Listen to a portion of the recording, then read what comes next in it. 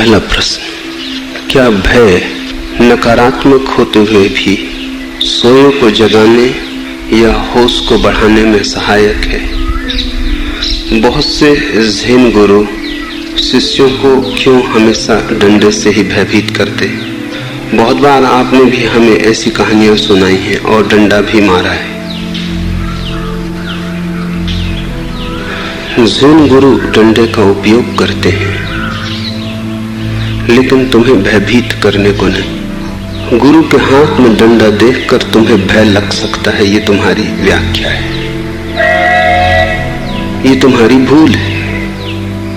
गुरु के हाथ में डंडा देखकर तुम भयभीत हो जाते हो, क्योंकि डंडे में तुमने सदा भय ही देखा है, गुरु का प्रेम नहीं, करुणा नहीं।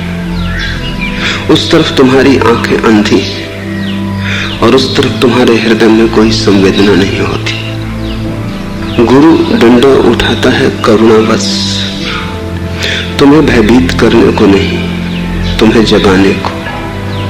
चोट भी करता है, तुम्हें मिटाने को नहीं, तुम्हें बनाने को। मारता भी है ताकि तुम्हें जिला सके। लेकिन तुम्हें तो लगेगा भय, तुम्हें तो हर चीज से भय लगता है, क्योंकि भय तुम्हारे भीतर है। और जब तक तुम्हारे भीतर का भय न मिट जाए, तब तक तुम गुरु की करुणा को समझ भी न पाओगे। उसकी करुणा भी तुम्हें भयभीत करती हुई मालूम पड़ेगी। बहुत बार मुझसे लोग पूछते हैं कि ज़ेन गुरुओं ने तो डंडा उठाया है, लेकिन ऐसा भारत में जैन गुरु हुए हैं, बौद्ध गुरु हुए, हिंदू गुरु हुए, उन्होंने तो ऐसा डंडा नहीं उठाया। क्या कारण है?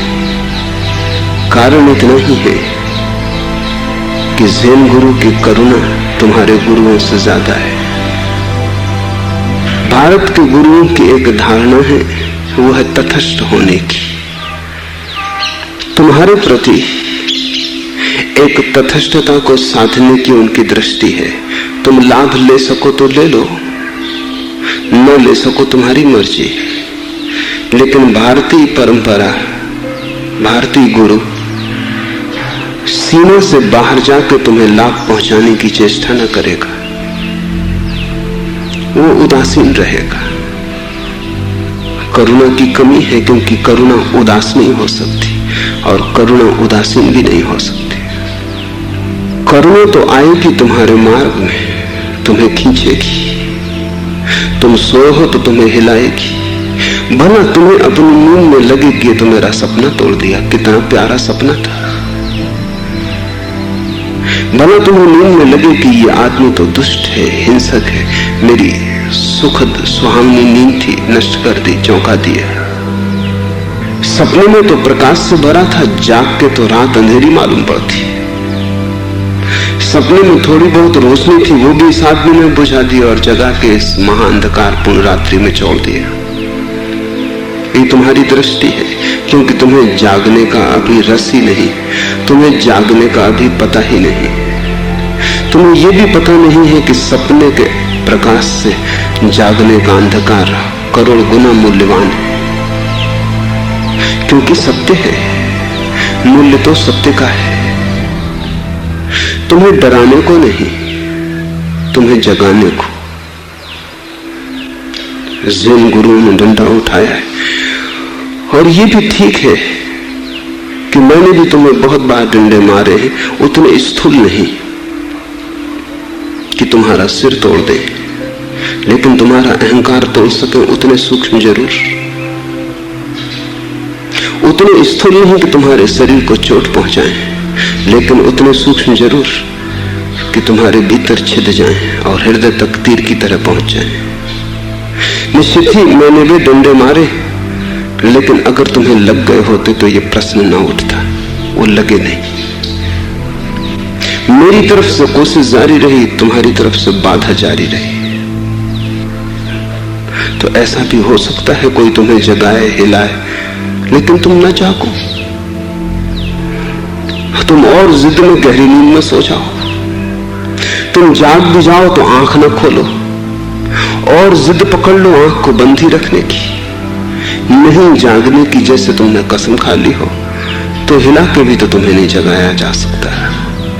और जो आदमी सोया हो वो तो जगाया भी जा सकता है, लेकिन जिसने सोए रहने की जिद कर रखी हो वो तो जागा ही हुआ है, सिर्फ अहंकार की वजह से सो रहा है। उसे तो उठाना भी बहुत मुश्किल है। सच है, मैंने भी तुम्हें डंडे मारे हैं, लेकिन तुम्हें लगे नहीं। जिस दिन लग जाएंगे उसी दिन डंडे नहीं रह जाएंगे, उसी दिन तुम पाओगे कि डंडा तो खो गया। एक करुणा की वर्षा तुम पर हो जाएगी। उस दिन जो कांटे की तरह लगा था कल तक अचानक फूल हो जाएगा। उस दिन गुरु का डंडा तुम्हारे ऊपर फूलों की वर्षा मालूम होगी। तो ये प्रश्न न उठता, तुम भी तैयार हो? थोड़ा अपनों को उघाड़ो ताकि डंडा तुम्हारे मर्म स्थल में लग जाए। मैं तुम्हें रोज रोज डंडे मारता हूं, तुम रोज रोज मलहम पट्टी करके वापस आ जाते, तुम फिर वही हो। तुम्हें थोड़ा चौंकाता हूं, तुम करवट लेके फिर सो जाते। काफी समय ऐसे ही व्यतीत किया, और ज्यादा समय किसी के भी हाथ में नहीं है। कोई भी नहीं जानता कल होगा नहीं होगा, इसलिए कल पे बहुत भरोसा मत करो। आज ही उपयोग कर लो। जागना है आज ही जाग जाओ, कल पर मत टालो। लेकिन क्षुद्र बातों के लिए आदमी विराट बातों को टाले चला जाता है। दुकान है, बाजार है, परमात्मा को टाल देता है, मोक्ष को टाल देता है।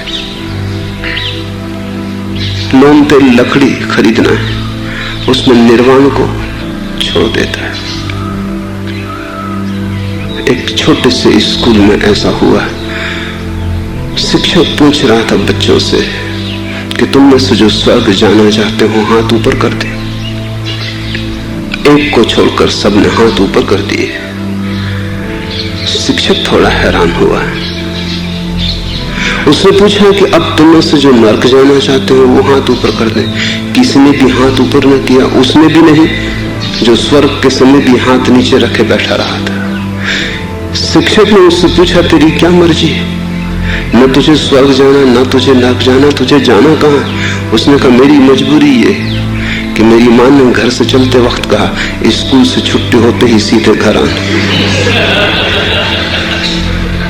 स्वर्ग को छोड़ने को राजी हो तुम, क्योंकि कुछ छोटी मोटी बात कहीं इस संसार में अटकी रह गई जिसे पूरा करना है।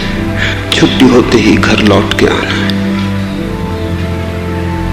और ऐसा भी होता है कि तुम बिल्कुल ही सोए होते तो भी ठीक था, बिल्कुल ही जो सोए हैं वो तो यहां आए ही नहीं। तुम्हारी नींद में थोड़ा सा बहान आना शुरू हो गया है। तुम्हारी नींद गहरी नहीं है अब। जरा सी हिम्मत, जरा से साहस और सहयोग की जरूरत है कि तुम जाग जाओगे। और सोकर तो कुछ भी किसी ने कभी पाया नहीं है, सिर्फ खोया है। और जागकर सब मिल जाता है, कुछ पाने को शेष नहीं रह जाता है। ये सौदा बड़ा सस्ता है, खोते तुम कुछ भी नहीं, पाते सब हो, फिर भी तुम हिम्मत नहीं जुटा पाते हो। ये गणित बिल्कुल सीधा है। जब मेरा डंडा तुम्हारे सिर पर पड़े तो तुम बचाव मत करना, उसे पड़ ही जाने देना। और जब तुम्हारे हृदय में तीर लगे तो तुम रुकावट मत डालना, तुम उसे छिद ही जाने देना। तुम मलहम पट्टी बंद करो, तुम मरने को राजी हो जाओ, क्योंकि वही पुनर्जन्म, वही पुनरुज्जीवन का सूत्र है।